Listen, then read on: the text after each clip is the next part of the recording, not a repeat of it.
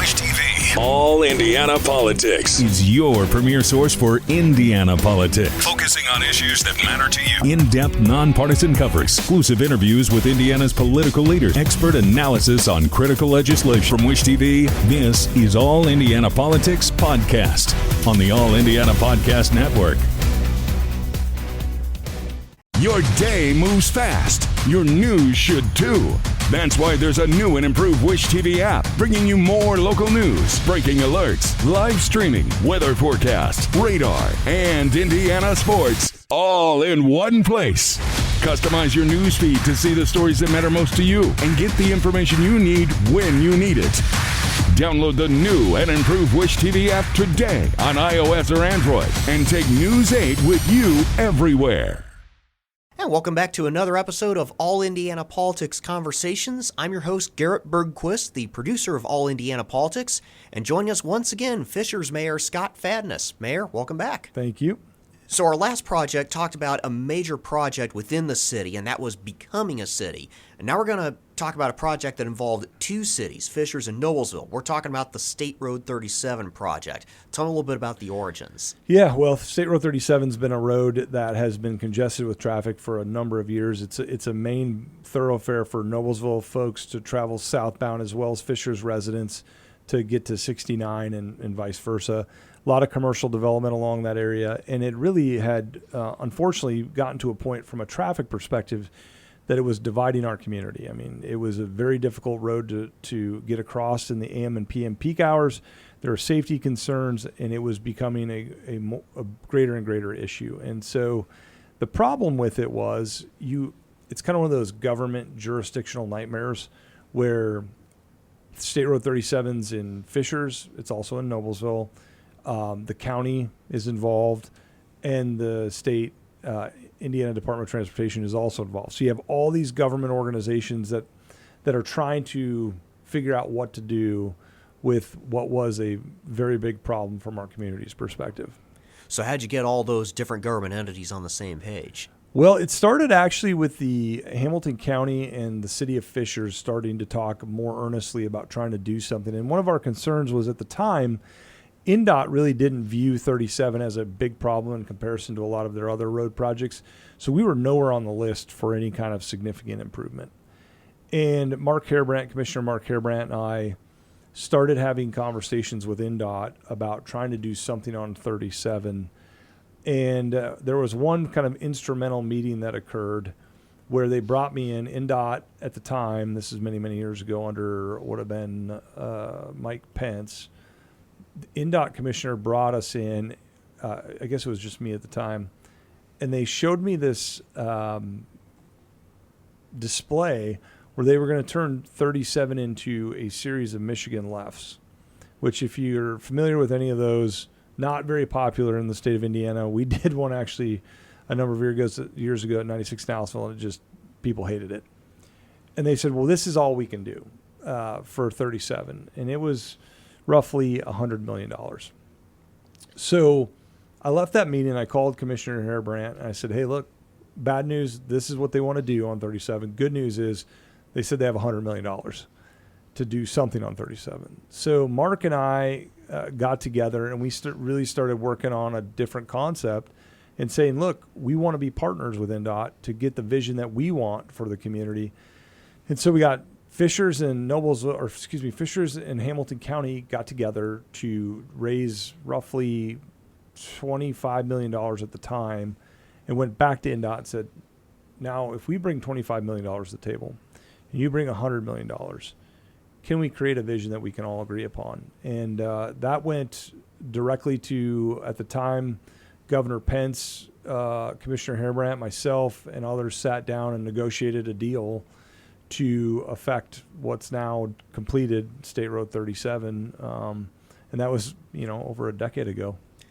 Did Carmel's experience with Keystone Avenue inform this project at all? It did, certainly in the functionality of the design, but then also, Keystone got a relinquishment deal done, Carmel did, where we didn't want the road long term. I didn't necessarily want the cost associated with repaving that road or redoing the bridges. And so what I wanted to do was create the vision we wanted to have, but ultimately the road would still remain the responsibility for the state of Indiana.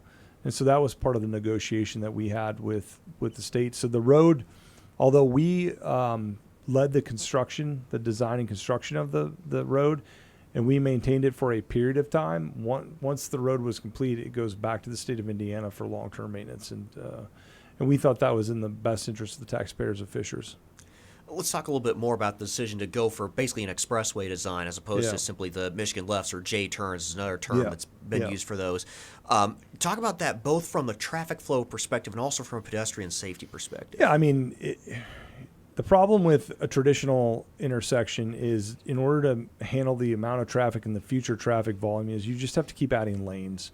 And the more you add lanes, the less connected your community feels, and the less likely any pedestrian would ever traverse that area. And so we really felt like a separated grade, more of an interstate system, if you will, interstate highway feel to it, made the most sense. Now, there were concerns at the time of like, well, what is this going to do to the retail along there and businesses? We saw that in Carmel, where retail struggled after that was built. But the type of retail we had, a lot of auto dealerships and different things like that, we felt like could weather the storm, because people aren't casually driving by and buying a car, especially in today's world with online purchases of vehicles. And so to date, we have not seen a huge struggle in terms of the retail that's there. There was obviously some discomfort during construction, but ultimately we think it turned out really, really well and has connected our community in a really positive way. It took a while to get the 141st Street intersection done compared to the other three. What happened there? Yeah, so 141st Street, that was right during the time of just post-COVID.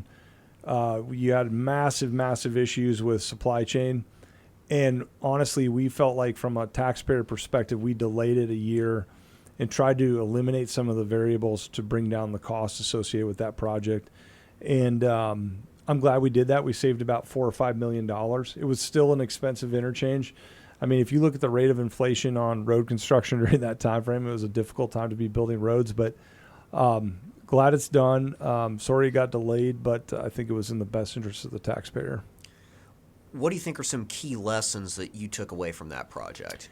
A couple things that I think are important for any community that's looking to do something that significant. One, having local control, or at least local participation, is really important, because you want to be sensitive to your business owners. You want to be sensitive to the area. You want to drive the design that makes the most sense for your community long term.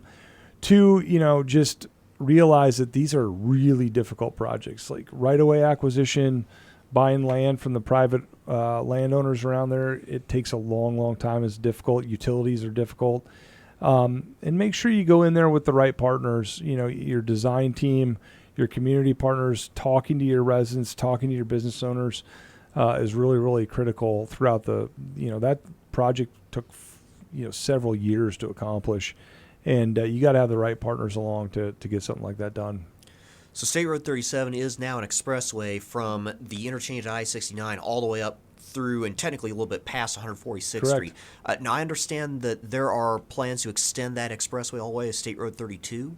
Yeah, the city of Noblesville's kind of starting off where we left off, thinking about how they start to improve their corridor further north, have worked out some preliminary deals with NDOT to work on that. And I think, again, this will be a long-term project for Noblesville over a number of years. But ultimately, 37 will require from 69 all the way to 32 some form of upgrade and improvement in the entire corridor, because you just have a tremendous amount of traffic volume that utilizes it on a daily basis. Well, and how much of this really just comes down to growth in that part of Hamilton County? Yeah, I mean, you look at Fishers in 1980, let's say Fishers was a population of 2,500, 3,000 people, and today it's 110,000.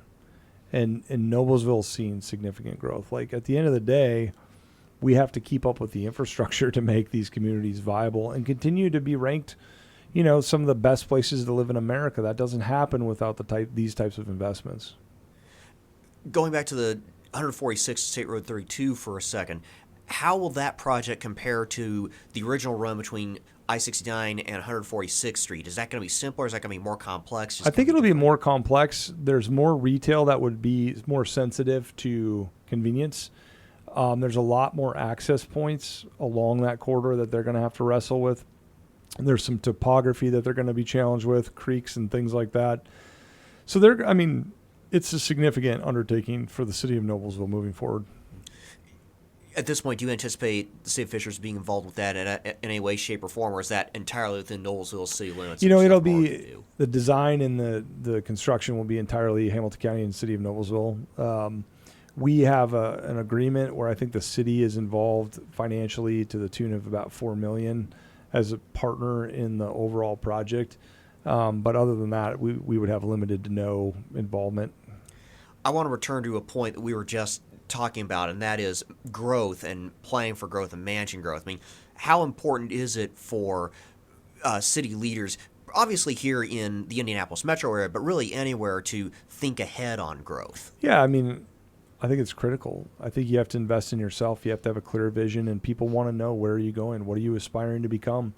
It is very evident to me when you drive into a community that has a clear vision and they're pursuing it versus one that seems to be either complacent or a little adrift or indifferent about its future. You can feel it and you can see it. And so I think it's very, very critical that you plan for your growth, that you invest in the appropriate places, and you send a signal to the market that you believe in yourself and others should as well. Fishers Mayor Scott Fadness, thank you for coming in today, and thank you for sharing your story about how you first came to Fishers, about how you transitioned Fishers from a town to a city, and now the State Road 37 project. Yeah, thanks for your time. From Wish TV, this is All Indiana Politics Podcast on the All Indiana Podcast Network. Watch All Indiana Politics live Sunday mornings at 9:30 on Wish TV and at wishtv.com. Subscribe to this podcast and listen weekly here on the All Indiana Podcast Network. And be sure to discover even more great podcasts at allindianapodcastnetwork.com.